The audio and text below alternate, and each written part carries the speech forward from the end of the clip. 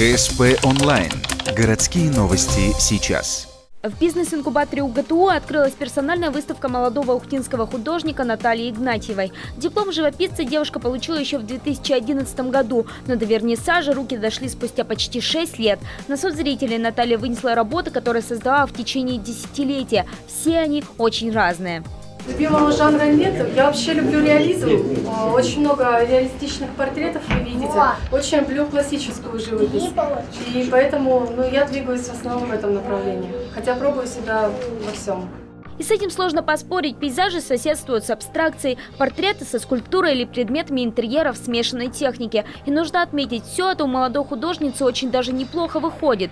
Так считают как простые любители и давние ценители, так и профессионалы. Старшие коллеги оценили творчество Натальи Игнатьевой на отлично.